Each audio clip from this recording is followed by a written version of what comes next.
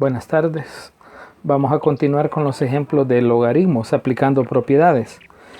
Voy a tener el logaritmo de un cociente aplicando propiedad 2 y la propiedad 1. En este caso voy a tener logaritmo de base a x entre yz. Eso acá que va a ser igual. Dice la propiedad que el logaritmo de una división de un cociente, eso se convierte en una resta. Entonces le aplico logaritmo a cada uno de las variables. Logaritmo de base a x menos,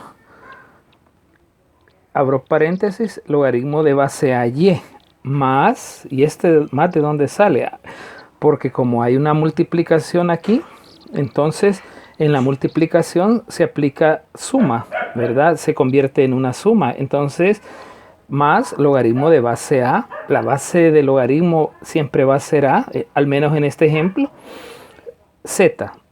Y luego me queda logaritmo de base a x. Elimino el paréntesis, menos por más da menos y menos por más da menos. Entonces tu respuesta es logaritmo de base a x menos logaritmo de base a y menos logaritmo de base a z. Veamos el ejemplo ahora ya con números. Este era con letras, ahora vamos con números. El logaritmo de base 3 de 1/3 va a ser igual al logaritmo de base 3 de 1 menos logaritmo de base 3 de 3. Entonces, ahora sí, utilizo la calculadora. En la calculadora pongo logaritmo de 1 entre logaritmo de 3. Aquí tengo la forma como se debe de hacer, ¿verdad? Esto es para los que no tienen una calculadora que es mucho más avanzada, que de una vez te puede poner estos valores, ¿verdad? Por ejemplo, una calculadora que yo tengo aquí, que es la FX 115. Con esta sí puedes poner el valor de logaritmo exacto. Entonces, logaritmo de base 3 de 1, eso da 0. ¿Sí? Logaritmo de base 3 de 1, eso da 0.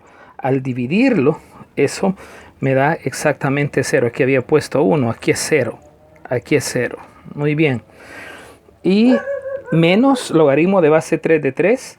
Aquí lo tengo. Logaritmo de base 3 de 3. Eso es igual a 1.